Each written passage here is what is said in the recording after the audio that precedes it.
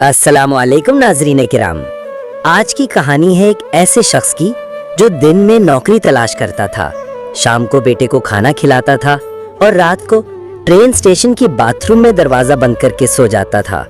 जी हाँ, दरवाजे के बाहर लोग जोर जोर से दस्तक दे रहे होते और अंदर एक बाप अपने बेटे को सीने से लगाकर रोता था। लेकिन बेटा खुश होता क्योंकि उससे लगता हम गार में छुपे हुए हैं। ये कोई फिल्मी मंजर नहीं बल्कि एक हकीकी जिंदगी की कहानी है क्रिस गार्डनर की, जो फुटपाथ से उठकर अरबों की कंपनी का मालिक बन गया।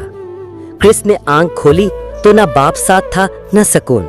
सोतेला बाप रोज मारता, माँ जेल चली गई और क्रिस ने सीख लिया कि जिंदगी में या तो लड़ो या सब कुछ हार दो।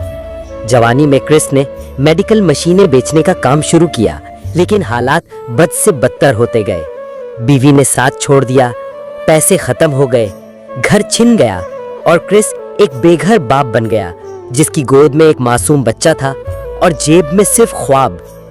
वो लम्हा जिसने जिंदगी बदल दी।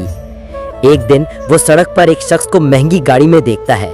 क्रिस रुक कर पूछता है, ये सब तुमने कैसे पाया? वो मुस्कुरा कर कहता है, मैं स्टॉक ब्रोकर हूं।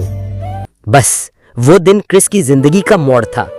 क्रिस ने ब्रोकरेज फर्म में एक इंटर्नशिप हासिल की, बगैर किसी तनख्वाह के।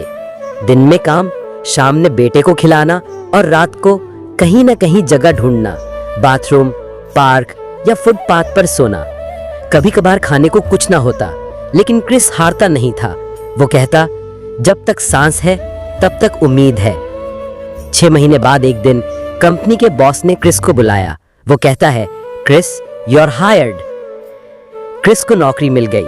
वो दिन उसकी जिंदगी का नया सूरज था। जल्दी वो अपनी कंपनी गार्डनर रिच एंड को का मालिक बन गया।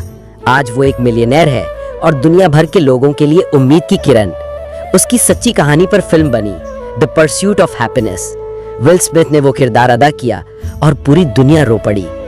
आखिर में पैगाम तुम्हारे लिए, अगर तुम गरीब पैदा हुए हो ये तुम्हारी गलती नहीं, लेकिन अगर तुम गरीब ही मर गए तो यह सिर्फ तुम्हारा फैसला होगा।